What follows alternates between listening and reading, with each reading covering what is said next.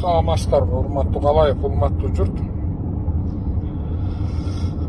Акыркы убактардагы өзгөрүүлөрдөн кийин ушул кайрылууну жеке пикиримге кайрылып коюуну туура таптым да. Мэрлердин алмашуусу боюнча эми азыр акыркы мэрдин кандайча алмашып кеткенин мен биле албайм. Эми белгилүү аябай чоң себептерден ушундай болушу мүмкүн да. Майда себептерден алмашпайт да. Бирок президентибиздин ротациялоо кадрын мен колдогом, колдой бермекчимин. Түндүктөгү Кыргызстан түндүк регионундагы кадрларды түштүк регионуна жиберип, Кыргызстан түштүк регионундагы кадрларын түндүк регионуна жиберип, ишара чатакты токтотту да. Мисалы, Тоңго Айдаркендин шаар башчысы аким болуп келген, өзүм жөнүндө жооп берейинчи. Тынчып эле калдык азырынча. Бирок ошолор иштеш керек да. Анан мэрлердин алмашуусунда толук колдойм. Сарыбаштын Бишкекке келүүсү, Мамбетовдун Ошко баруусун толук колдогом. Ага эле колдой бермекчимин, бирок кандайдыр бир чоң себептер менен кетти. Биздин бала болот, биз моякты бербейбиз, биз мындай деген убакыт өттү. Андай болбойт экенчи. Кичине мышлениени алмаш керек. Биздин бала болсун, колунан келбесе деле боло берсин, эзе берсин, силерди дезип, бизди дезип, баарыбызды дезип бүттү. Жок, биз могу региондун могу болот деген кайтышыбыз керек да. Эгер ошондой ойлорду айтып, кээ бир жерлерде момдай деп топ, коом, уюм бөлүнүп алып түртүп аткандардын баарын Кудай жазасын берсин, жана мыйзам да жазасын берсин иншаллах.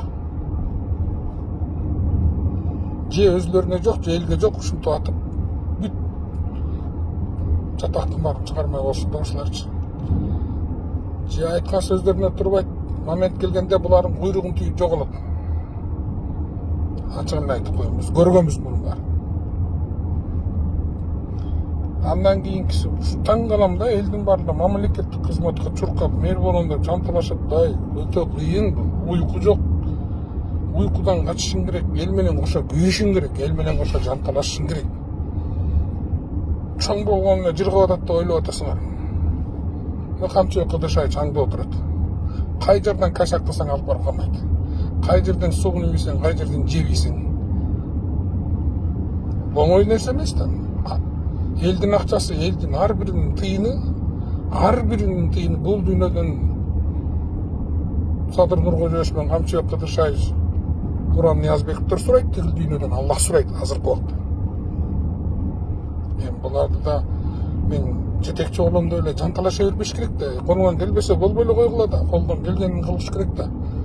Колдон келбегенди деле барып алып мына ушуга чейин жеттик да. Мэрлер, министрлер боюнча айтып атам да, эл багарлар, журт багарлар да. Айланайындар, мындай кичине бир ойлонбойлубу?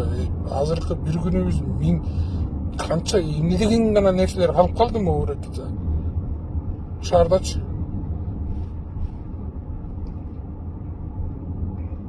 Ушул жерден дагы айта кетейин. Кумтөрдү алганы бул Садыр Нуркожоевич. Чоң рахмат. Кумтөр үчүн эле мен ыраазымын да. Кумтөр иштеги көйгөй, иштеги угуп жаткан көксө канды да. Мен өз жагымды айтайынчы, азыр эми мени кечирип койгула, бөлүнгөн жерим жок. Мына Тоңдун жолу 30 жылдан бери талкаланып эчтеке калбай калган 23 километр салып атат. 4 полоса менен. Аны да биздин өзүбүздүн жана Мирлан Исагалиев салып атат. Рахмат, эми Мирландан сурап алабыз биз. Бирдеме болсо. Кыргызстанда баалар өсүп атат, бензин өсүп атат. Эми, конечно, бул биздин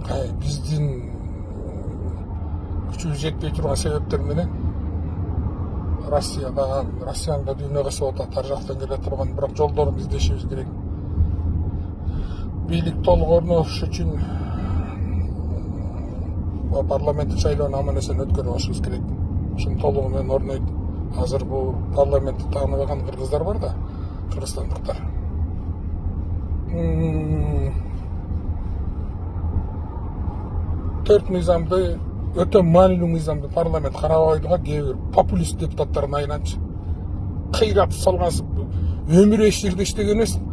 бир кишилердин аркасы менен депутат болуп келип алгандардын айынан 4 мыйзамды кайра тартып койду. Мына ошонун айынан Кербен шаарында 4 жолу мэрди шайлай албай чатак болду.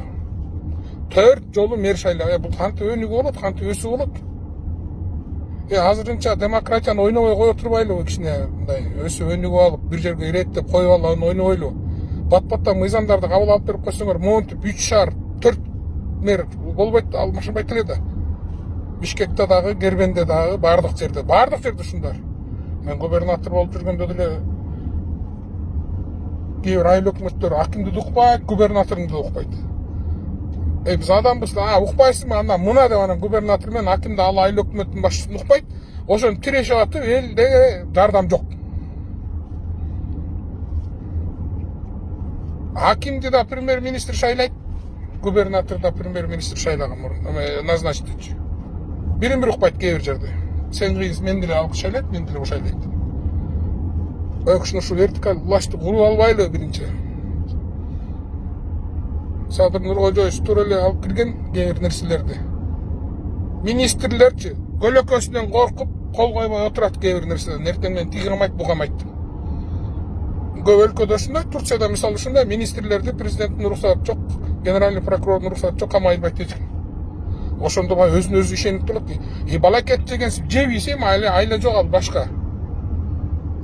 Бу жанагы үй берилсинден башкасын баарын колдойт элем, ушул кабинет министрликтери боюнча, акимдер боюнча, кол тийбестиктер боюнча жакшы нерселер бар ичинде. Жанагы 4 мыйзамдан кээ бир 10-15% кемчилиги болбосо баарын колдойт элек. Ушу депутаттар вообще колдоп берип койсоңор болмок дейм. Ушуга чейинчи силердин айыңардан дагы 2-3 ай мына жоготтук. Мунун баарын көрүнүп, эми баары эле пайгамбар тобо кылдым. Баары эле кемчилиги жок болбогон эмес, эми кээ бир кемчиликтери бар. Аларды акырын оңдоп койсо болот эле, 2-нчи окууда, 3-нчү окууда. Тездеп берсеңер эмгиче бүтүп калат эле да. Региондор турат. Айыл өкмөттөр хан, акимдер андаметкер. Кичине ушу иретке келтирип элди багыш керек да, отура беребизби?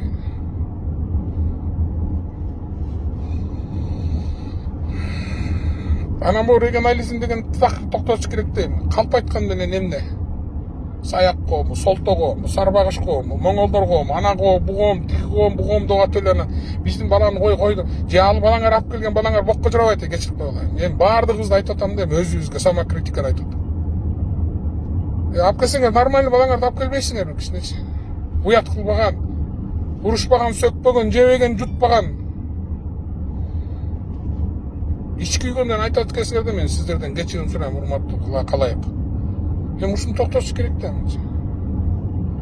Барып анан мен биз ачыгын айтабыз го, президентке барып могуну коюп бербесең момундай кылабыз деп коркуткан коомдор бар, уюмдар бар. Аңгой койсо элиң биздин баланы койбой атат, бизден эч ким жок диякта, тигиндей жок, булдай жок, мындай жок. Маанилүү болгон өлкө аман болуш керек да, сен кызматка барбаганың маанилүү эмес да, колуңан келсе коет демчи. Же колуңан келбесе эмнени коет анан? Алып келген балдарыңардын тигилердин кебетесин көрбөйсүңөрбү кичинечи? Өкмөттү тырыштырасыңар барып алып, президентти баш кылып. Могу жактан биздин баланы койбосоң мен сага көргөзөм күзүндө. Күзүндө эчтеке болбойт. Бербейбиз биз. Уяттем улам эле алмаштыра беребизби 40 жыл?